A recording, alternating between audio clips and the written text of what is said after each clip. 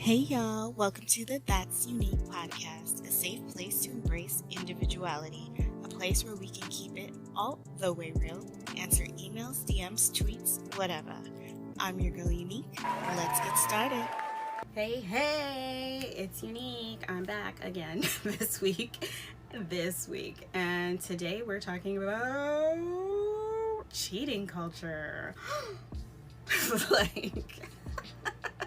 My gosh, guys, I just thought I would talk about a little bit today because I feel like, the cheating culture has been out there. It is spreading like wildfire. It's absolutely crazy, and I don't know why. I do see that, Black love and relationships are becoming more of a thing. We're allowed to publicize it. It's allowed to be public. You can post it on Instagram. Cool. Things are going better in that department because before, rappers, R&B singers, whatever, could not talk about their relationships because management would be like, you gotta look single. Now, they can publicize that stuff, but sometimes they still playing games because they want to look single. Guys, it doesn't make a difference. I'm here to answer all your questions. It's clear that women do not care if you're taken. So, what are we hiding? What are we lying about? I don't know. I'm just confused.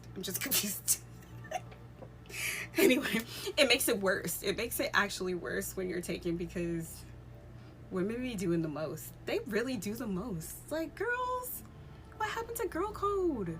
That went out the window. My gosh, y'all are savages for real. Savages, my goodness. Anyway, so I just want to talk about why are we making this so popular? Why are we making it to be this glamorous thing that it's not? It's really a negative thing, and I'm saying this on men and women's behalf. Whoever the one getting cheated on is the one who ends up destroyed. Even if they stay, they're still destroyed. Internally, you never fully recover from that shit.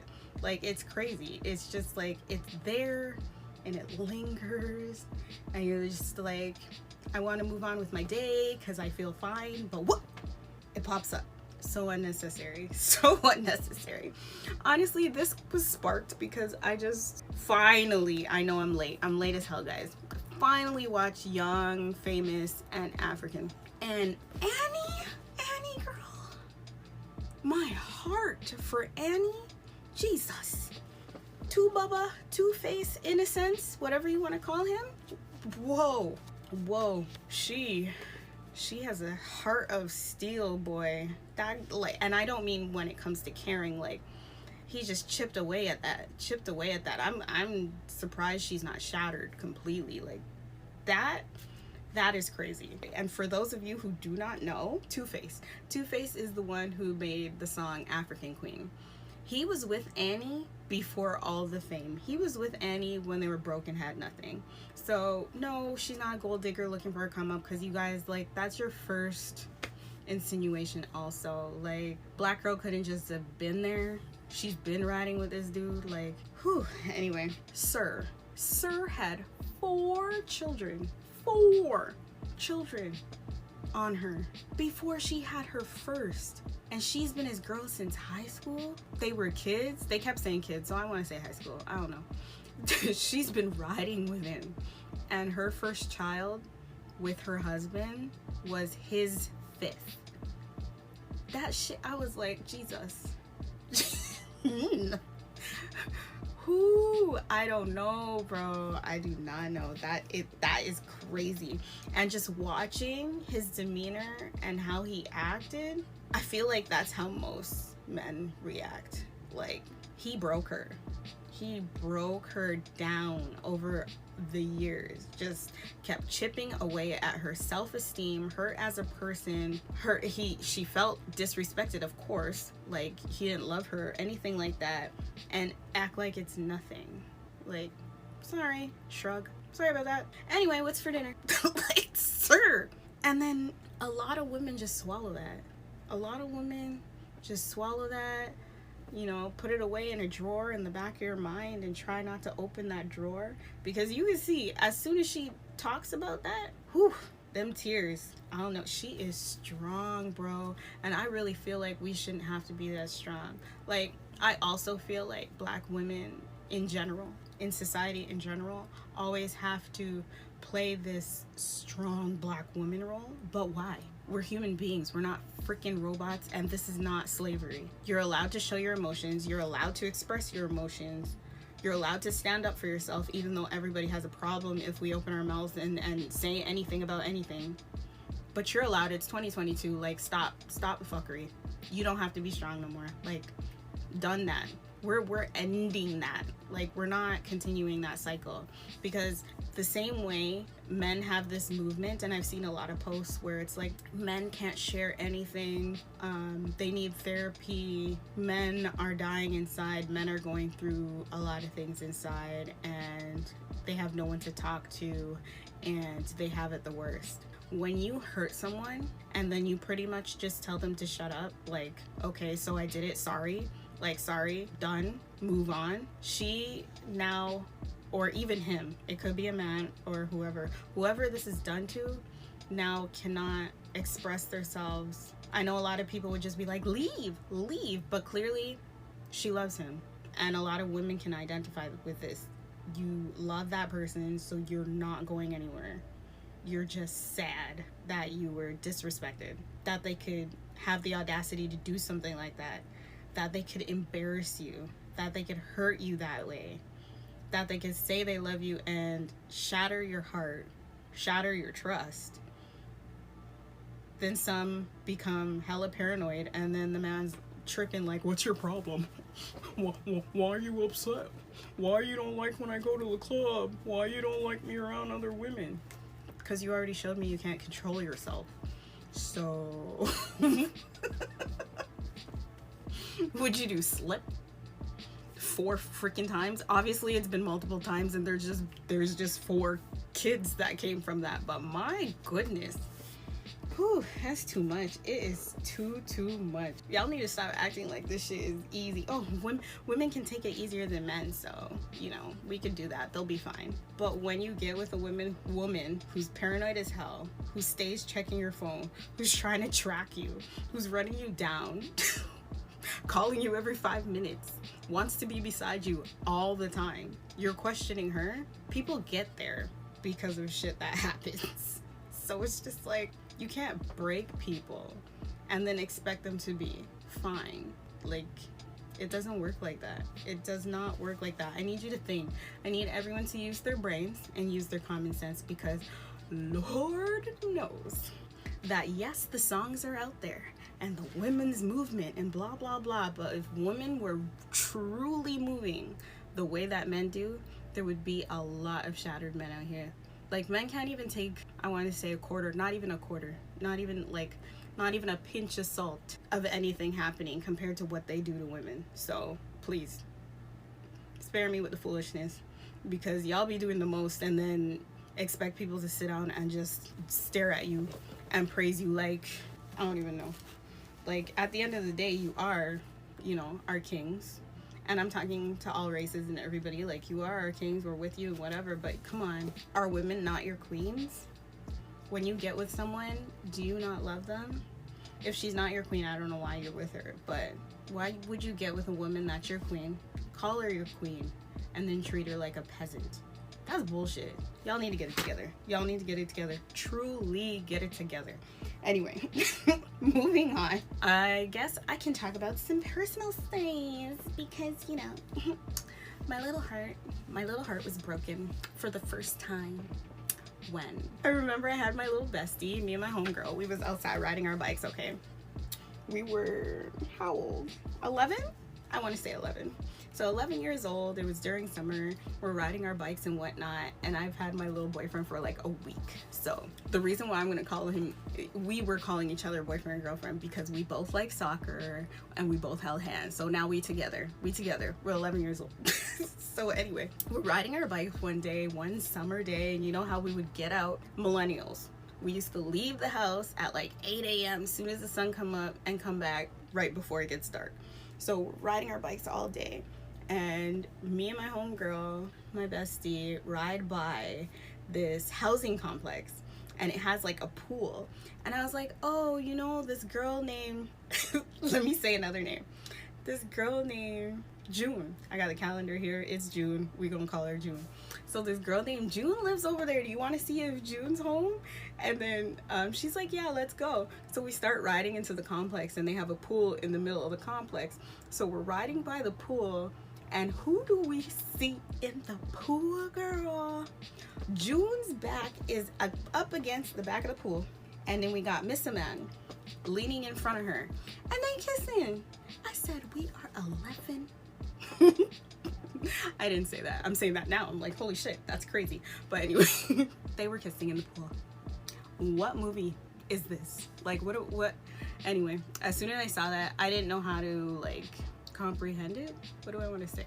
Comprehend, digest it, whatever. I didn't know how to react or respond to that.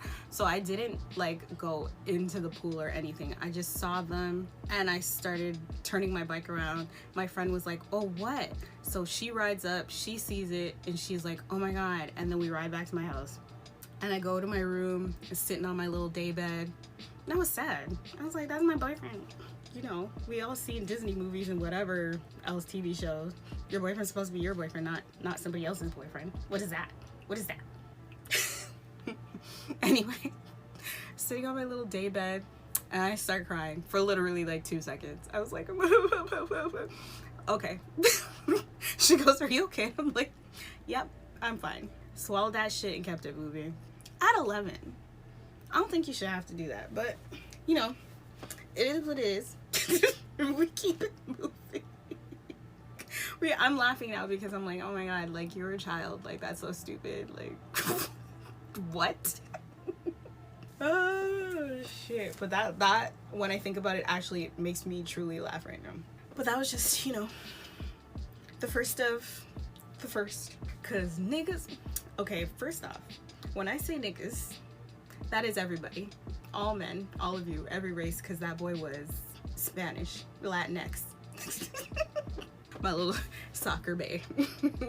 Oh yes, and let's not be sad too long, because the next week I had a new soccer bae. And we were boyfriend and girlfriend for like 2 days. It's like, oh, this is my new soccer guy. We hold hands. And he was another Latinx. Ooh, let me give you another story. Because, okay, let me put it this way. First off, I'm currently in a relationship. I've been in a relationship since high school. So there was really like 1 year in high school where I talked to a bunch of people, like, and nobody was really from my school. 1 year. I talked to a bunch of people and trying to see like what it is. Everybody had their little boyfriend, and I was like, okay, let me just talk to these people and see how it is.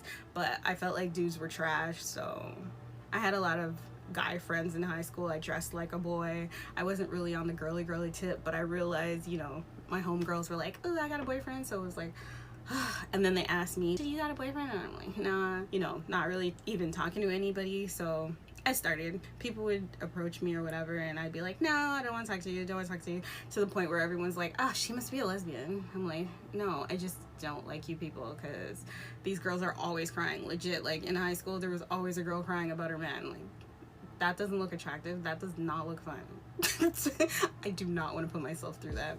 But, you know, so I started talking to dudes. This one dude I was talking to, we talked for a while. I was just about to be like, you know, we could be boyfriend and girlfriend or whatever. It got kind of not really serious, but like high school serious. Like, yay, you know, I see you after school. And then it just didn't work out. It wasn't really working out. But anyway, while we were talking to each other, this guy called me one day and was like, hey, so, oh, he was older. Let's put it there. He was older. He was not in high school. Called me one day and he was like, hey, so, I'm laughing already. Sorry, guys. Hey, so I got a girl pregnant. Do you know any abortion clinics? I was like, sir, first off, I've never been with a dude, never done any of that kind of stuff, so you're asking the wrong person. Like, I wouldn't know where to go. But the audacity of you that we were getting like serious or whatever, and you called me, like, don't you have friends? Don't you have, plus you're older, don't you have friends that you could have called and been like, hey sir, like, where'd your girl get her abortion? I'll stop. I keep laughing. I need to stop. But anyway, that shit was crazy. Crazy as fuck. Okay? So, needless to say, that day it was a write-off. I was like, ooh, done. Don't call me back. Never again in your life. The next one. So, this guy was actually calling my boyfriend. It wasn't that long. But he ended up going to school away from here. He went to school in the US, in the South, where the girls are hella aggressive. And he was tall, he was attractive, so I already knew it. Plus, again, I've never done any of that at this point, and he has. He's been all over the place. So I know he's going over there and it's not going to be easy for him. But he tried to play it like, oh, we can do long distance, it's cool. I'm like, all right, but why is it, let's say there's 7 days in a week. Every time I called you, I'm going to say like 3 times out of the 7, he was in his dorm room. Again, I was in high school, so why was I talking to him? I don't know. Anyway. So 7 days and 3, he might be in his dorm room. The other 4, he was not. But the funny thing about that situation was his roommate had no problem talking to me on the phone. His roommate would answer the phone and give me all the tea. Tonight, he's in Shelly's room. Him and Shelly's supposed to be studying, but I don't know what they're doing. And we'd be on the phone for hours kikiing. Like, his roommate was like my best friend that I never met. He saw pictures of me because dude had pictures of me on the wall, but this guy didn't know me. And he used to spill all the tea. That shit was so funny. I would hang up the phone and be like, all right, cool. Next time I talk to him, I'm gonna ask him about Shelly. So I get on the phone with him, and I never asked him about Shelly because I was like, girl, are you gonna stop talking to him? No. So why am I asking about Shelly? Forget it. Whatever. Because I already know what it is. But eventually it was just like, I stopped calling because you're never there and I'm always talking to your roommate. So, you know what? I still have his roommate on Facebook. That's funny. That's funny right there. Anyway, that was just another situation where I was like, oh, thought this was serious, but it's not. It was only a few months, but you know when you're young, it's like forever. Like I was here forever. No, that was not the case. But, you know, situations like that, they stack on. Those with my grown-ass self now are soft. Like, those are soft, petty, nothing, mean nothing. But back then, that shit was like, my heart. Anyway, I have 2 stories that I was DM'd because I put a question on my stories on IG. And the first one was a girl talking about her man, who was her man for 2 years. And he used to take her car daily while she works to cheat on me, and he got another girl pregnant. So every day he would take her car, drop her off to work, and go to his other girl's house. And then he got the other girl pregnant. So, you know. And she's just supposed to take that on the chin. Like, that's fine. And be a completely whole, loving, trusting person for her next relationship. Whew, y'all expectations are high out here. Expectations are high. Like, people need therapy. People really need therapy. And I'm saying both sides, because to do that to someone and feel like that's okay and they should be okay moving on is too much. And obviously she needs to work out whatever issue she has with inside of her, or he needs to work out whatever's inside of him so that you can be okay for the next person. Y'all need to figure this out, because I really feel like if you were honest from the jump and you were like, I don't want a serious relationship, or I can't be with one person, you can find someone that will be okay with your lifestyle, be okay with being in a relationship with you, because there's people out there like that. Like, I literally watch people online, like women online, fighting with men over their man, which means that woman is okay that he is a bi man. This is a whole nother subject, but if you just say these things up front, you can find someone who's okay with who you are, right? If you can't sit your ass down, let people know, hey, I can't sit my ass down, but you know, I want to kick it with you.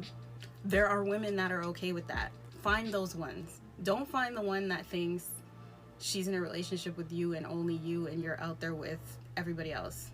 That's not okay. because you're playing too much. Like, that's not what she signed up for. So get with someone who's signing up for your fuckery. Anyway, last DM. Constantly accused me of cheating, but was cheating on me with his homeboy's girlfriend the whole time. Bruh. Not only did this dude cheat on his girl, he broke bro code. Y'all savages. It's crazy, bro. It is crazy out here. Like, people wonder why I hate going outside. Like, it's crazy. It's crazy. I don't want to go outside. I don't want to do it. Anyway, I'm gonna leave you with this. Is cheating a mistake or a choice? Comment below. DM me on IG at Weluvunique, and that's at WELUVUNIQUE. And I'll see you next week. Bye!